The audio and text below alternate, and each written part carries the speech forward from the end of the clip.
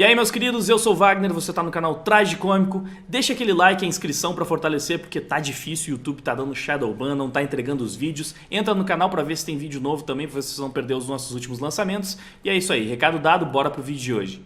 Essa é mais uma das threads bem based do Glenn, que eu acho bem interessante compartilhar com vocês, ó.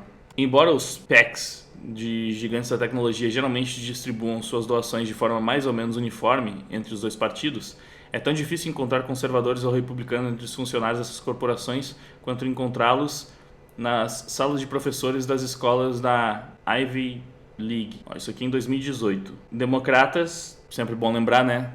São os de esquerda lá nos Estados Unidos. E as cores são invertidas também, né? A gente geralmente pensa que direita é azul e esquerda é vermelha, lá nos Estados Unidos é o contrário.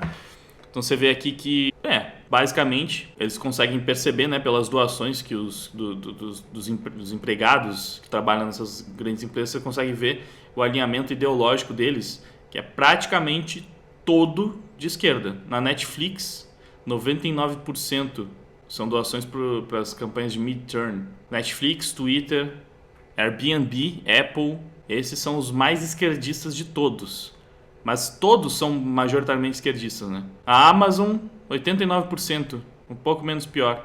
Uber, e a Uber é bem lacradora, em volta e meia recebo e-mail da Uber com umas lacradas totalmente sem sentido. A Oracle é, pelo jeito, a multinacional menos esquerdista que tem, dessas que foram analisadas. E a Intel, um pouco menos, 78%. Mas, enfim, o mercado está tomado, né? É mais uma prova de que a esquerda controla o mercado. Assim, né? Controla as multinacionais, pelo menos a narrativa disseminada nas propagandas, né? Você sempre vê essas multinacionais fazendo propaganda direcionada para o público identitário. E tem mais aqui, ó, mais informações. Muitos assumem que a censura das Big Techs é o subproduto da ideologia liberal. Liberal aqui, liberal americano, é de esquerda, tá? Democrata, é progressista identitário. Então, basicamente, o que o Glenn tá falando é que muitos assumem que a censura das Big Techs é o subproduto da ideologia de esquerda, dos altos executivos.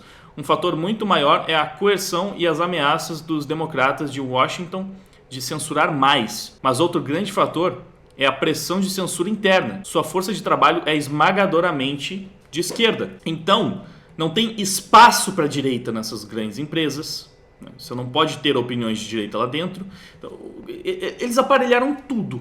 E aí tem essa pressão, tanto para censura interna quanto externa, né? Por isso que as Big Techs são um problema na questão da liberdade de expressão, porque você tem as principais empresas de tecnologia e você tem as principais redes sociais, que são as plataformas por onde as pessoas mais se comunicam hoje em dia, com o seu quadro de funcionários praticamente todo de esquerda e aplicando leis de forma tendenciosa para favorecer um discurso, para favorecer um candidato, muitas vezes, né? E isso, mano, isso é muito perigoso, muito problemático. Ainda bem que a gente está vendo aí o Elon Musk comprando o Twitter para, a princípio, mudar um pouco essa lógica. E realmente já está surtindo efeito. Você tem muita gente de esquerda surtando por causa do Elon Musk no Twitter, torcendo pelo fracasso da rede social. E eles estão fazendo uma coisa que até então só a direita fazia. Que era o quê? Tentando apostar em redes sociais novas para ocupar o espaço que não existe até então, né? De uma rede social que preza realmente pela liberdade de expressão e que permite, né, que a direita tenha espaço para se manifestar e sem sofrer shadowban da rede social, né? Por isso que a direita, ela tentava iniciativas como Parler, Getter, outras plataformas de stream até.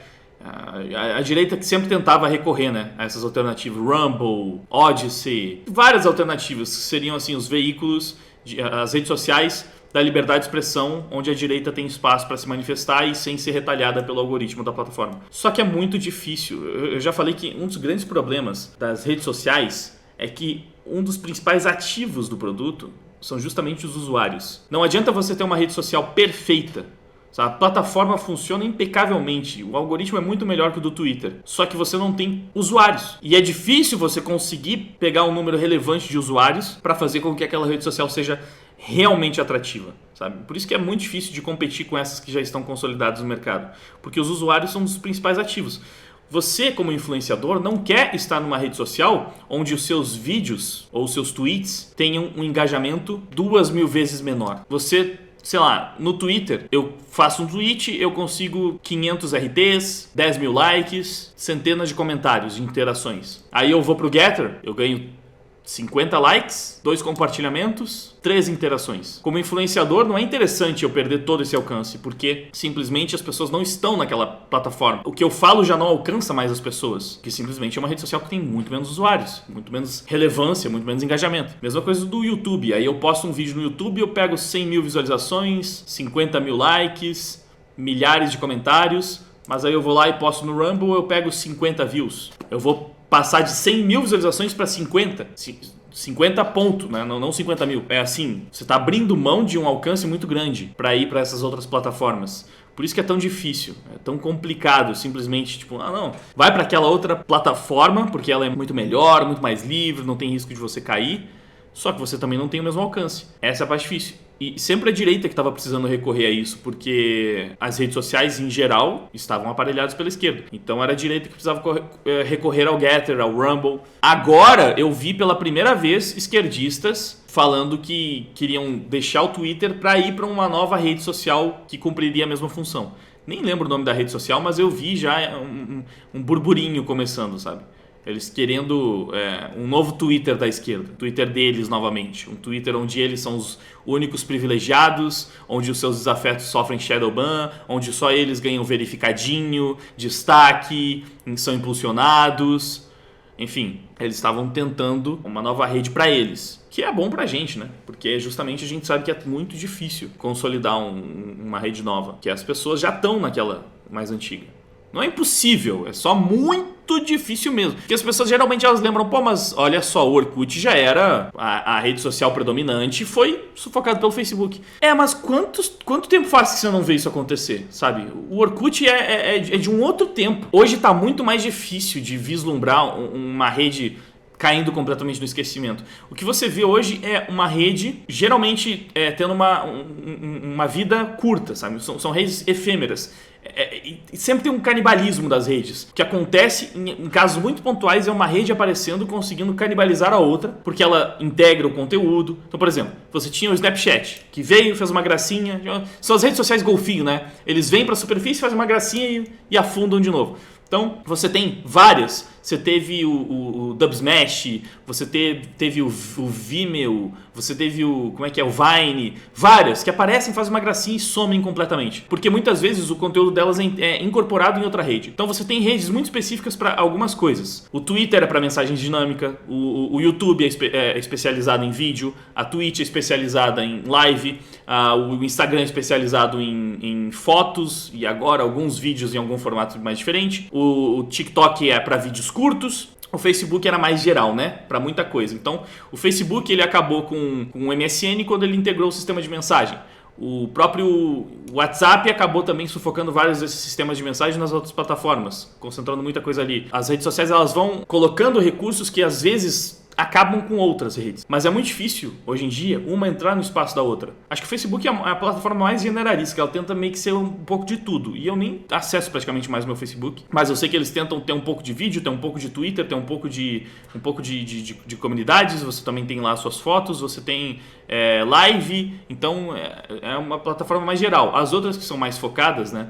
Elas brigam mais entre si. Tipo, existe essa tentativa, por exemplo, do YouTube de inserir o sistema de shorts, que seria uma concorrência direta com o TikTok, né? O TikTok já é uma rede muito consolidada nesse formato de vídeo, que funciona diferente do YouTube, que pode até estar se saindo bem com esse novo recurso, mas ainda assim é difícil de acabar com o TikTok, porque foi uma rede que cresceu muito, né? Mas outras já tentaram fazer o que o TikTok fez em outros momentos e acabaram simplesmente aparecendo, fazendo uma gracinha e sumindo, como é o que geralmente acontece com essas redes novas. É muito difícil hoje você ver uma rede nova aparecendo, surgindo, ganhando muito espaço e tomando o lugar de outro, né?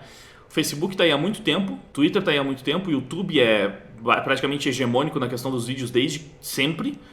O Instagram é o espaço das fotos, talvez compete um pouco com mensagens em alguns pontos, mas você tem algumas redes que até conseguem coexistir, porém, claramente não tem espaço para muitas redes, sabe? Tipo, a concorrência funciona diferente no mercado das redes sociais. Justamente porque as pessoas são esse ativo tão importante. Você precisa de uma demanda muito grande de usuários para que aquela rede social entregue a sua mensagem para muitas pessoas. E a relevância que essas redes sociais ganharam já é muito difícil de alguém novo entrar no mercado e competir com isso. O Twitter é uma rede social que ela nem tem tanto tráfego de pessoas assim, mas é uma rede social que já ficou marcada pela relevância política. O Twitter, ele muitas vezes molda o debate político de um país. Você tem muitas figuras importantes falando no Twitter, né? Se comunicando pelo Twitter, e é uma comunicação muito dinâmica. Então o Twitter, mesmo ele não tendo um fluxo de pessoas tão grande quanto as outras redes sociais, como o YouTube, o próprio Facebook, ele é uma rede social, essa é uma rede social que ela tem um poder político maior do que as outras até. Você vê que o Twitter ele tem o poder de levantar hashtags, levantar debates públicos, justamente por ser tudo muito dinâmico. Então, cancelamentos acontecem no Twitter, sabe? Boicotes acontecem no Twitter. Mobilizações acontecem no Twitter. O Twitter é basicamente a rede social que pauta as discussões políticas e ideológicas do país, né? Não do mundo inteiro, mas no Ocidente eles têm um poder muito forte. Então é muito difícil você criar uma nova rede social que tenha esse poder, entende? Não é nem só questão de concorrer com o Twitter na questão do funcionamento da rede social enquanto plataforma, e até mesmo da capacidade de entregar a sua mensagem para muitas pessoas. Mas esse poder de pautar o debate público, o Twitter muitas vezes ele direciona o que é divulgado na grande mídia. Tweet vira notícia na mídia mainstream inteira, sabe? O presidente vai lá e faz um tweet, ele se comunica com o seu público através do Twitter e isso vira matéria nacional, mundial, dependendo, né? Um ator de Hollywood vai lá no seu Twitter e fala alguma coisa, aquilo repercute em todos os sites. E não necessariamente só na política, mas até no entretenimento, né? Você vê que as redes sociais dos artistas, eles mobilizam muito as matérias, as manchetes do mundo inteiro. Às vezes uma publicação no seu Instagram, às vezes uma publicação no Twitter. Essas duas são as que mais acabam servindo para esse propósito, eu acho. São as duas que os artistas, influenciadores e grandes personalidades utilizam para se comunicar mais dinamicamente com o público e acabam pautando muitas vezes o debate público, tanto político quanto cultural. E esse é o poder que as redes sociais têm. E aí você vê que elas são tomadas pela esquerda, são dominadas pela esquerda, pô, isso é muito preocupante, né, mano? Porque a gente sabe que existe um lado que é sufocado dentro dessas plataformas. Por mais que a gente ainda tenha alguma voz, que a gente tenha alguma relevância, por exemplo, eu vejo que o engajamento da direita no YouTube é muito maior que o da esquerda, mas a gente sabe que as políticas do YouTube, ainda assim, tendem a favorecer mais a esquerda. É porque a gente tem, no Brasil especialmente, um público de direita, seja conservador, seja libertário, seja liberal, muito engajado mesmo. E aí é um espaço que a gente ainda tem para tentar se comunicar. Mas estamos à mercê dessa Big Tech, querendo ou não. Claro que ainda é interessante para o YouTube, né? Para ganhar dinheiro, que ele permitir que as pessoas continuem acessando esses conteúdos e que esses conteúdos ainda sejam monetizados. Mas, se eles quiserem afetar mais politicamente as pessoas, eles podem e eles já fizeram isso várias vezes, né? Desmonetizando canais que se envolveram em grandes polêmicas. E nas outras plataformas é pior ainda. Então você vê, o meu canal claramente passa por um shadow ban no próprio YouTube. Dá pra ver isso pela dificuldade que tem sido, né, aumentar o número de inscritos especialmente. Algumas vezes alguns conteúdos são entregues para bem menos pessoas do que claramente o interesse das pessoas naquele conteúdo demonstra. E isso acontece porque a esquerda dominou as Big Techs. Então, vamos ver se o Elon Musk consegue pelo menos dar uma mudada nesse panorama. E aí o Glenn, na verdade, ele termina a thread falando que como a marginalização e a opressão são mercadorias tão valorizadas na cultura liberal, na cultura woke, na cultura lacradora, na cultura de esquerda, na cultura progressista, na cultura identitária, né? Mais ou menos sinônimos, mas só para entender bem do que ele está falando aqui, os liberais, né, os democratas americanos, adoram insistir que o conservadorismo domina. E isso é engraçado, né? Porque o discurso da esquerda, ele era esse discurso anti-establishment, né? Temos que derrubar as grandes empresas multinacionais, temos que lutar contra os milionários opressores, nós somos contra o sistema. Esse era o discurso da esquerda. Só que hoje a esquerda é o sistema. Hoje a esquerda é o establishment. Hoje a esquerda é a principal beneficiada dos grandes milionários, das grandes empresas, das big techs. Hoje, a esquerda se deleita com o poder desses milionários, que financia as ONGs, os partidos, os influenciadores. Eles ganham rios de dinheiro para se posicionar defendendo pautas de esquerda. né? Mas mesmo assim, eles insistem em dizer que os conservadores é que dominam a cultura, é que dominam a mídia, não sei o quê. É uma mentira, é fácil constatar que isso é uma mentira, né? Mesmo que o liberalismo prevaleça nos principais setores poderosos. E aqui, lembrando mais uma vez, no liberalismo americano, que é basicamente progressismo. Então, mesmo que o progressismo prevaleça nos principais setores poderosos: mídia, tecnologia, Hollywood e academia. Isso aqui é a ciência, né? O pessoal da ciência, eles passaram a acreditar cada vez mais, né, na academia científica, porque a academia também foi tomada pela esquerda. Aqui nós temos o Glenn Greenwald, um jornalista de esquerda, assumindo isso. O Glenn está cada vez mais based. Eu acho que ele já é considerado um agente da extrema-direita pela esquerda hoje em dia, de tantas coisas precisas que ele disse nos últimos tempos aí nas suas análises. E ele está constatando uma realidade bastante óbvia, até eu diria, né? A mídia foi tomada pelo progressismo, a tecnologia, né? As empresas de tecnologia, Hollywood e a academia científica. Wall Street também apoiou esmagadoramente o Biden. Então, mercado financeiro também. O sistema, infelizmente, parece, né, teoria da conspiração, é tudo de esquerda. O sistema é de esquerda hoje em dia. O sistema foi tomado pela esquerda. O establishment é de esquerda. As big techs são de esquerda. As redes sociais são de esquerda. O meio cultural, tecnológico, científico foi tomado pela esquerda. Não significa que eles sejam os melhores, os mais capacitados, ou que eles estejam com a verdade do seu lado. Não.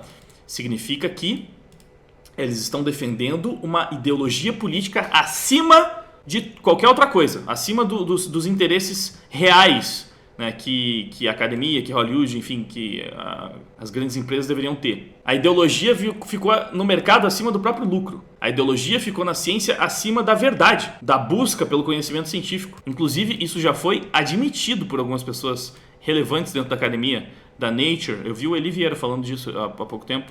Pessoas, acho que trabalham na Nature ou numa dessas grandes revistas científicas, admitindo que quando a ciência entra em contraponto com a justiça social, eles ficam do lado da justiça social. Alguma coisa nesse sentido. E o Glenn está desenhando esse cenário aqui. Então, muito boa essa thread do Glenn. É uma verdade complicada, né? Uma verdade bem inconveniente, um panorama complicado que a gente tem aí para enfrentar. É por isso que a gente tem tanto medo, tanta preocupação, né, com a censura, com a nossa liberdade de expressão sendo cada vez mais restrita quando você tem opiniões de direita, porque a esquerda fez um bom trabalho para monopolizar tudo que dá poder para ela, tudo que pode ser usado para calar o lado adversário e incentivar as pessoas a irem para o lado deles. É o lado onde você pode falar tudo que você quiser, que não tem problema, você não vai ser cancelado, vai ter sempre todo mundo ali passando pano e omitindo alguma coisa que seja inconveniente para você. É o lado que vai te dar muito mais dinheiro, porque as big techs, as grandes empresas estão aparelhadas para aquele lado.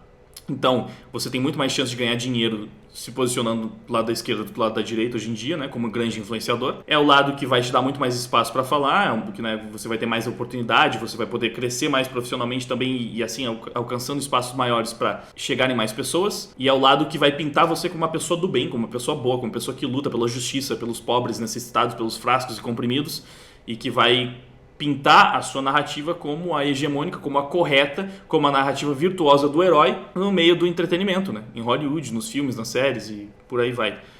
Essa é a realidade aterrorizadora na qual nos encontramos atualmente. Eu tenho um gráfico muito interessante também que eu acho que cabe nesse assunto. Esse gráfico é bem interessante. Eu falei no meu vídeo lá sobre análise política que a esquerda começou a radicalização, né? E que existem vários indícios, né, várias formas de constatar que quem começou a radicalizar e quem levou a gente para esse cenário absolutamente polarizado foi a esquerda e não a direita. E esse é mais um gráfico, mais um estudo, enfim, mais uma pesquisa, um compilado de informações que evidencia isso. O que nós estamos vendo aqui? Essa aqui é a frequência anual em que termos como extrema-direita e extrema-esquerda foram utilizados para falar sobre extremismo político, né, nos principais veículos de mídia dos Estados Unidos. Então você tem realmente nomes que todo mundo conhece: o New York Times, The Guardian, o Washington Post, a BBC, o The Times, The Telegraph, The Daily Mail, New York Post, Wall Street Journal e Bloomberg. Alguns de esquerda, alguns de direita, a maioria de esquerda, né? Mas, enfim, isso aqui é muito interessante, porque o que você percebe? Em vermelho nós temos a frequência em que extrema-direita é utilizada para definir posições extremistas de um lado, né? E em azul a gente tem a linha que mostra as expressões de extrema esquerda, né?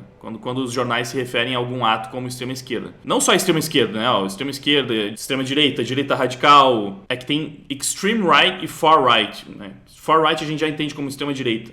Então, tipo, direita mais extrema, mais distante, ó. Direita hard right, né? Tipo, direita mais pesada ainda, ultraconservadorismo, ultraconservadores, movimentos do extremo espectro político, enfim, basicamente vocês estão vendo, são termos usados para apontar extremismo, né? Então foi isso que foi utilizado ali para a gente ver a frequência com que esses termos são usados. E naquela análise, se vocês viram, eu falei que isso já vinha acontecendo ali, né? Desde 2010, mais ou menos, só que teve um pico por volta de 2015. Mais uma vez a gente vê exatamente isso nesses gráficos. Em 2015 a situação começou a ficar mais acentuada, mais pesada, né? A esquerda começou a pegar ainda mais pesado na radicalização, chegando ali em 2016 num ponto ápice, talvez, que foi na eleição do Trump com a Hillary, em que isso começou a ser utilizado mais e mais e mais e mais. Então o que a gente vê nesse gráfico é que, apesar da esquerda historicamente ser mais histérica, a gente consegue observar, né? Sempre ela utilizou isso com uma frequência maior do que a direita, né? Utilizando o termo de extrema esquerda. Então sempre se falou mais em extrema direita do que em extrema esquerda, porque é uma estratégia da esquerda para pintar a direita como extremista desde sempre. Mas era um pouco mais nivelado, era um pouco mais próximo. Só que em 2015 a gente tem um salto em que começa-se a falar sobre extrema direita e ultraconservadorismo e blocos extremistas pra caramba, e radicais conservadores, radicais de direita. Isso começa a aparecer pra caramba. Olha só, tem um salto em praticamente todos os gráficos. Começa-se a falar um pouquinho mais de extrema esquerda, porque eles estavam fazendo um discurso cada vez mais extremista. Mas a gente vê que quem começou a radicalizar na narrativa, no discurso e utilizar cada vez mais expressões que pintavam o outro lado, como extremista e radical, foi a esquerda. E essa mudança ela é mais perceptível nos veículos que estão claramente mais alinhados à esquerda nos últimos tempos, como The New York Times, como The Guardian, como a BBC, próprio Washington Post. Aí você vê, ó, Wall Street Journal, que é um veículo mais à direita, ele utilizou, você vê que também começou a crescer um pouco mais a utilização de extrema esquerda, né? Usaram um pouquinho mais, porém a expressão de extrema direita ainda assim foi mais utilizada, né? Ainda acabou sendo mais utilizada. E o The New York Post, que é um veículo mais de direita, esse é um que ficou mais confuso, né? Sempre foi utilizado numa quantidade mais próxima, mas você percebe, tem que ver ali o índice do gráfico. A utilização no New York Post, que é um veículo mais à direita, sempre foi mais branda, porque a oscilação é de 0 para 1,5, enquanto no The New York Times você vê esse pico que vai até 4,5, vai de 0 a 4,5. São muitos pontos acima, né? Então a utilização aqui é muito maior do que no New York Post. Ou seja, é mais um indicativo de que quem começou a pintar, né, o outro lado como extremista, radical, cada vez mais, né, radicalizar essa narrativa, esse discurso, foi a esquerda em geral. E que isso se acentuou ali por 2015, né? Então, mais um gráfico interessante que corrobora com o que eu tinha dito naquela minha análise e que também corrobora com tudo isso que o Glenn falou na thread dele, né? Mostrando... Tudo foi tomado pela esquerda, basicamente. Eles controlam a narrativa, eles pintam o outro lado como extremista e eles querem calar. Isso virou um ativo importantíssimo, né, da esquerda, a censura contra os opositores. Sempre justificada pela radicalização do outro lado, né? Não, tudo bem calar pessoal de direita, porque eles são extremistas. Eles são ultraconservadores radicais de extrema direita. Então, tudo bem calar, porque estamos combatendo o discurso de ódio, fake news e desinformação. E aí eles usam todo o sistema que eles têm do lado deles para executar isso. E controlar o discurso público, controlar a narrativa através da espiral do silêncio e da censura mesmo. E esse foi o vídeo de hoje, eu espero que você tenha gostado. Antes de ir embora, não esquece de curtir, compartilhar, se inscrever. Dá uma olhada se você não perdeu os últimos lançamentos, porque às vezes o YouTube não está entregando, isso é muito importante. E se você tiver como ajudar fortalecendo, se tornando membro, através do Apoia-se, que o link está ali embaixo na descrição, ou doando para o meu Pix, com o QR Code que está aparecendo na tela, pô, eu vou ficar realmente muito grato. Isso é importantíssimo para que eu possa continuar fazendo o meu trabalho. Mas se não tem como ajudar dessa forma, não tem problema, você já ajuda muito só de ter ficado comigo até o final e de curtir, compartilhar, ajudar no engajamento, passar o vídeo adiante. Só isso já realmente ajuda demais. Então, muito obrigado pela sua força, por ter ficado comigo até o final. Agora eu vou indo, você vai ficar com um trechinho de uma música minha. Se você gostar, pode escutar ela na íntegra. O nome tá aí na tela aparecendo pra você, beleza? Fui! Não querem escutar, não sabem conversar. Ou você concorda ou está fora do lugar. Eles te julgam e logo após tentam calar a